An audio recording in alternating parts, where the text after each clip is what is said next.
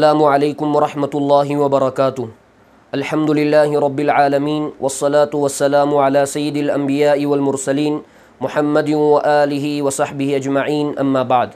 بزرگان محترم، ناظرین کرام، سب سے پہلے میں آپ سبھی حضرات کو عید الفطر کی مبارکبادی پیش کرتا ہوں اور دعا کرتا ہوں اللہ رب العزت بار بار ایسی خوشیاں ہم سب کو نصیب فرمائے۔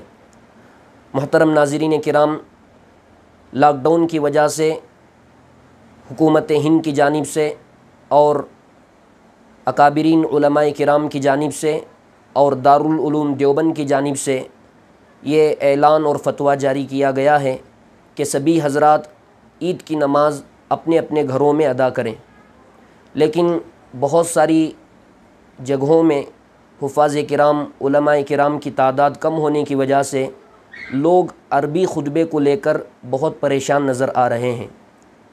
اس لیے آج یہ ویڈیو بنانے کا مقصد اور غرض یہ ہے کہ عوام الناس، وہ حضرات جو عربی خطبے کو لے کر، عید کی نماز کو لے کر پریشان حال ہیں، ان کے لیے آسانی ہو جائے اور وہ اپنی عید کی نماز اور عربی خطبہ آسانی کے ساتھ ادا کریں۔ دیکھیے، سب سے پہلے اگر حافظ میسر ہیں، عالم دین میسر ہیں، تو الحمدللہ ان کی اقتداء میں آپ عید کی نماز ادا کریں۔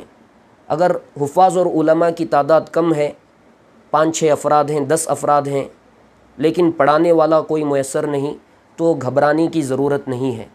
دیکھیے، آپ کو میں خطبے کا مختصر ترین طریقہ آپ کو بتاتا ہوں۔ پہلے جب آپ عید کی نماز ادا کر لیں، عید کی نماز کے بعد خطبے کی باری آتی ہے، عربی خطبے کی باری آتی ہے۔ عربی خطبے میں سب سے پہلے آپ 9 مرتبہ تکبیر تشریق پڑھیں۔ اللہ اکبر، لا الہ الا اللہ واللہ اکبر وللہ الحمد۔ اس تکبیر تشریق کو 9 مرتبہ پڑھنا ہے۔ پھر اس کے بعد سورہ فاتحہ پڑھیں۔ الحمدللہ رب العالمین الرحمن الرحیم مالک یوم الدین ایاک نعبد و ایاک نستعین اہدنا الصراط المستقیم صراط الذین انعمت علیہم غیر المغضوب علیہم ولا الضالین۔ پھر یہ آپ کا پہلا خطبہ ہو گیا۔ پھر اس کے بعد تھوڑی دیر کے لیے بیٹھ جائیں۔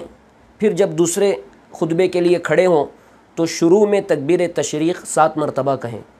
اللہ اکبر، لا الہ الا اللہ واللہ اکبر وللہ الحمد۔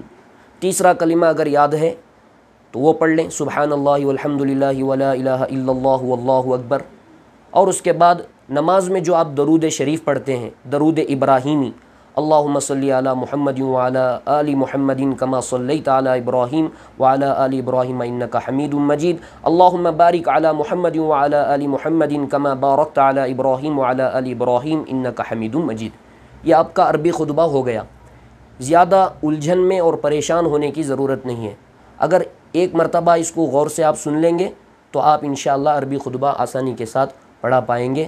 لہٰذا آئندہ کل عید کی نماز خوشی کے ساتھ منائیں۔ یہ خوشی کا موقع ہے، یہ کوئی غم کا موقع نہیں ہے۔ عید کی نماز بھی ادا کریں، عربی خطبہ بھی پڑھیں، اور پھر اپنی دعاؤں میں خاص طور پر یاد رکھیں۔